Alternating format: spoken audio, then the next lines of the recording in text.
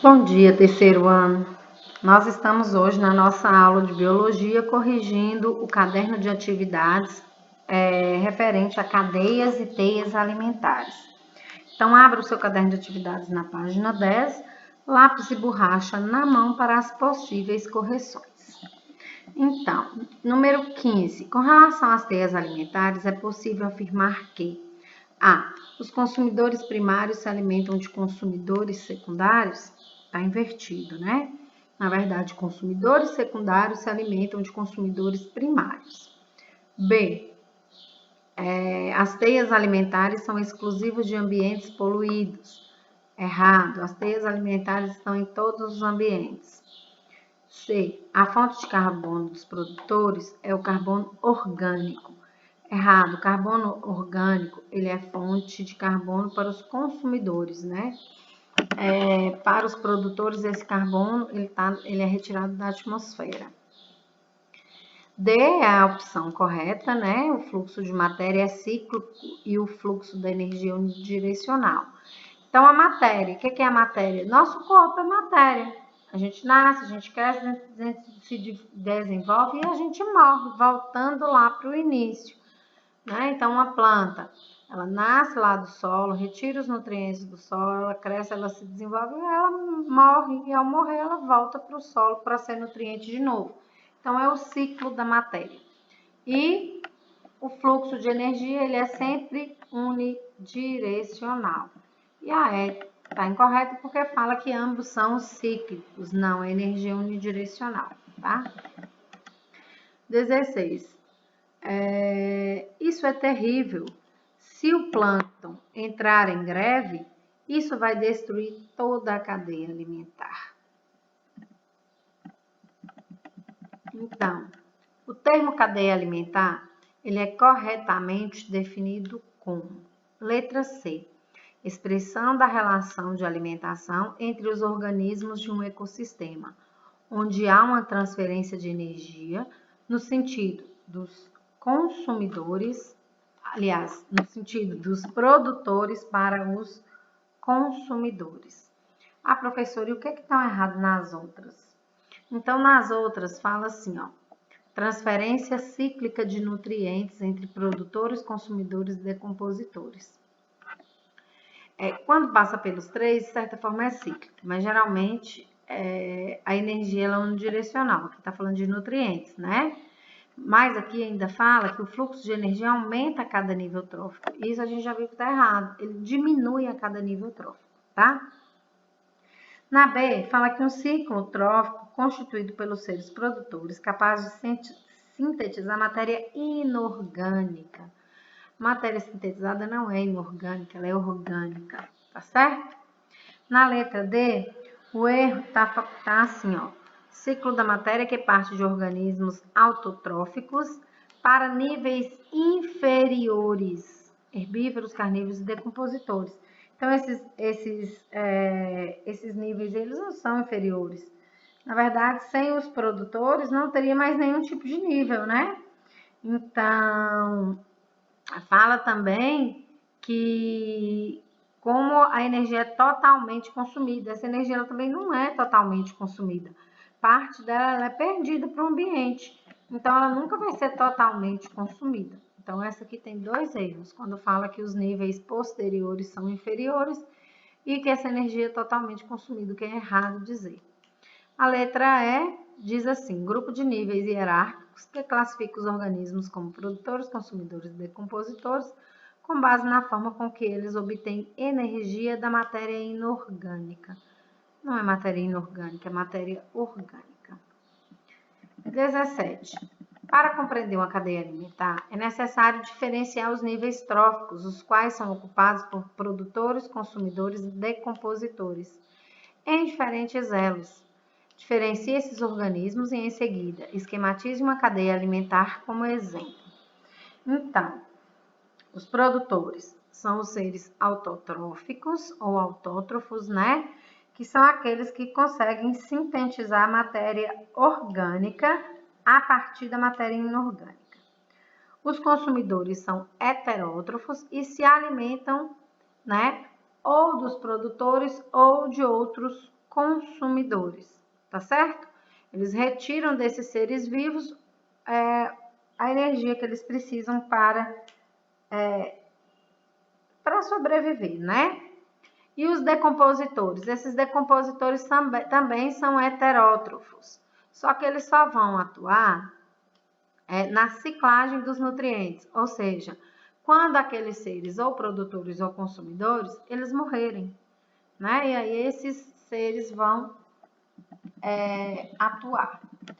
Então, pede para fazer esquema de cadeia, escolha do aluno. Então, essa escolha pode envolver planta, que serve de alimento para inseto, que serve de alimento para sapo, que serve de alimento para cobra. Então, tem que saber planta, uma setinha, inseto, seta, sapo, seta, cobra. Se não tiver seta, se tiver traço, se tiver vírgula, não é considerado, viu? Pode ser também uma cadeia alimentar de dois indivíduos, como por exemplo, planta e homem. Né? Então, o homem, quando está comendo só uma salada de alface e tomate, está ocupando consumidor primário aí. Ele é topo de cadeia, ninguém vai se alimentar dele. Ou pode colocar esse homem em outra posição. Quando tem a planta, uma galinha que comeu a planta e o homem comeu a galinha, ele está aí como consumidor secundário. Tá? Então, podem ser diversas as cadeias que vocês podem formar. Analise a figura abaixo para responder a questão. Então, vamos analisar. O que eu vejo aqui? Ó? Eu vejo energia luminosa, eu vejo alimento, açúcar, oxigênio que entra, oxigênio que sai, gás carbônico que entra, gás carbônico que sai, água do solo que entra, né? Tudo aí em relação à plantinha. Então, eu posso falar que essa imagem faz referência ao ciclo do gás carbônico, ao ciclo do oxigênio, faz referência à fotossíntese, faz referência à transferência de energia, né? Faz referência à transformação de energia, faz referência ao metabolismo da planta, quando ela sintetiza o açúcar. Então, essa imagem faz referência a várias coisas. Vamos ver o que a questão pede. A figura acima representa os processos que estão envolvidos diretamente em teias alimentares, ciclos biogeoquímicos e metabolismo de plantas e também animais. É correto afirmar que a árvore no desenho representa o consumidor primário, já está errado, produtor, pois faz respiração que transforma gás carbônico e água em alimento. Errado, não é a respiração, né? É a fotossíntese. Então, letra C, produtor, pois faz fotossíntese que transforma gás carbônico e água em alimento. Letra C está correto. D fala que a planta é decompositor, está errado. E E fala que é produtor secundário e está errado. Não existe produtor secundário. Só existe um produtor e depois consumidor, primário, secundário, terciário. Não existe produtor secundário, viu? 19. Num determinado lago, a quantidade de organismos do fitoplâncton é controlada por um crustáceo do gênero Artemia, presente no zooplâncton. Graças a esse equilíbrio, a água permanece transparente. Depois de um ano muito chuvoso, a salinidade do lago diminuiu, o que permitiu o crescimento do número de insetos do gênero Trichocorixa, predadores da Artemia. A transparência da água do lago diminuiu. Então, vamos entender. O fitoplâncton é o produtor, né? Essa quantidade de fitoplâncton é controlada por um crustáceo do gênero Artemia. Então, Artemia come fitoplâncton. Então, ele que controla essa quantidade. Então, Artemia é consumidor primário. Com a redução da salinidade, o Trichocorixa aumentou e diminuiu o Artemia. Então, aumentou o consumidor secundário, que diminuiu a quantidade de consumidor primário. Com isso, a transparência da água do lago diminuiu, porque aumentou muito a quantidade de fitoplâncton. Então, considere as afirmações. A predação provocou o aumento da população dos produtores? Sim. Quando o inseto ele come o crustáceo, esse crustáceo tem sua quantidade reduzida e esses fitoplânctons se desenvolvem mais. Então, a 1 aí está correta. A predação provocou a diminuição da população dos consumidores secundários? Não, porque o consumidor secundário é que diminuiu o consumidor primário, né? O consumidor secundário é um inseto, ele aumentou o seu número, ele não diminuiu o seu número, não. E 3, a predação provocou a diminuição da população de consumidores primários. Verdade, porque o consumidor secundário está predando o consumidor primário. Então, está correto que se afirme em 1 e 3. PUC-Rio. O gráfico abaixo mostra a concentração de um poluente persistente, o inseticida DDT, em diferentes níveis tróficos da água. Então, aqui eu tenho a água, né? O avião lançando veneno aí, o DDT na plantação, chegando aqui nessa água. Na água tem o plâncton, que concentra 5 ppm, aqui ó, o DDT vai apresentar em 0,02 DDT na água, 5 ppm no plâncton, 40 ppm nas rãs, 240 no peixe, no surfish, e 1.600 aqui no pelicano, né? Então, a gente vê que é uma crescente a concentração do DDT. Com relação ao fenômeno mostrado no gráfico, foram feitas as seguintes afirmativas. A concentração do poluente é maior nos... A concentração do poluente é maior nos organismos dos últimos níveis tróficos. Verdadeiro, né? A gente vai vendo que quanto mais o nível trófico vai se elevando, maior essa concentração. 2. A concentração do poluente é maior nos consumidores primários. Quem é consumidor primário aqui? Pode ser, por exemplo, peixe. Ela não é maior no peixe, né? O pelicano não é primário, então não é correta.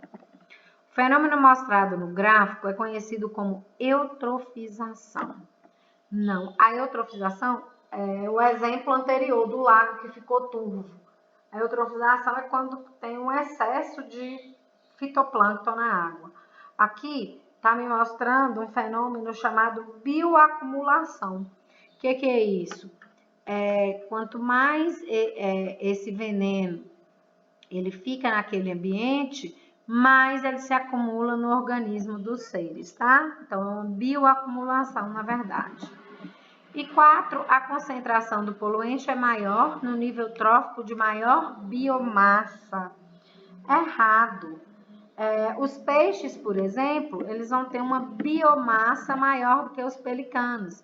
Então, em um rio eu tenho uma quantidade em massa de peixes muito maior que eu tenho de aves como o pelicano, né? Senão eles nem ficariam ali, porque não teriam alimento suficiente.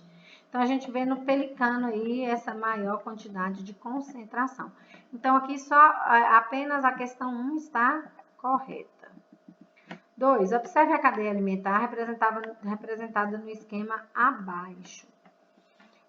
Nomeie o nível trófico no qual é encontrada a maior concentração de energia. Indique a letra que representa o esquema e justifique sua resposta. Então, eu sempre vou encontrar maior quantidade de energia nos produtores. Então, o meu produtor aqui está sendo representado pela letra A. Por que a minha maior concentração de energia vai ser sempre no produtor? Porque é ele que faz a transformação da energia luminosa em energia química. É ele que produz a glicose, é ele que armazena e transfere para os outros níveis tróficos. Tá certo? Nomeie também o nível trófico responsável pela reciclagem da matéria no meio ambiente. Indique a letra que o representa no esquema e justifique sua resposta. Sempre quem vai fazer a ciclagem dos nutrientes, fungos e bactérias, os decompositores. O meu decompositor aqui está representado por esses cogumelos, ó, fungos. Então, letra F. Os decompositores é que fazem a ciclagem da matéria. Ele atua em todos os seres da cadeia quando eles morrem. Ó, a planta, se morrer, os fungos vão fazer a decomposição. O inseto, o fungo, vai fazer a decomposição. O sapo vai fazer a decomposição. A cobra, esses fungos vão fazer a decomposição. E até essa águia aqui vai ser decomposta por fungos quando ela morrer. Então, a ciclagem é isso, é devolver para a terra, para o solo, aqueles nutrientes que estão no corpo de seres mortos. Tá certo? Unicamp. A figura abaixo representa relações existentes entre os organismos vivos. Então, eu tenho plantas que servem de alimentos para consumidores primários que servem de alimentos para consumidores secundários, e no final todos eles vão servir de alimentos para X. O que é representado na figura? Que tipo de organismo é representado por X? Na figura eu tenho uma teia, né? Parecendo uma teia de aranha, mas é uma teia alimentar. E quem é que serve de alimento para X no final das contas? Todos os seres vivos. Então, significa que quando todos eles morrerem, quem vai atuar neles é X. Então, X são os decompositores, tá? B. Qual seria a consequência do desaparecimento das aves mostradas na figura acima? Qual seria a consequência do desaparecimento das plantas mostradas na figura acima? Então, as aves nessa figura, vamos voltar na figura. Ó, as aves aqui na figura, elas estão sendo representadas como consumidor primário e como consumidor terciário, aqui ou até de quarta ordem. Então, eu tenho aqui um topo de cadeia e um secundário, né? Aliás, primário, que também faz papel de secundário. Então, independente disso, eles estão controlando diversas populações, principalmente populações de insetos, né? De pequenos mamíferos, anfíbios e alguns pequenos répteis. Então, o que que acontecer? Se eu tiro a ave e se eu tiro a ave, a população desses seres vivos não teriam predadores, concorda? Alguns insetos teriam sapos como predador, alguns insetos teriam lagarto como predador, mas esses insetos poderiam aumentar. Esses insetos aumentando disponibilizaria maior alimento para sapos e lagartos. A população de sapos e lagartos também poderia aumentar, servindo maior quantidade de alimento para a cobra, que também alimentaria, e aí teria menos comida e assim por diante. Então, geralmente, o que eu entendo? Que como essas aves, elas controlam insetos, anfíbios e alguns mamíferos pequenos, ocorreria aí um desequilíbrio nessa teia alimentar, tá certo?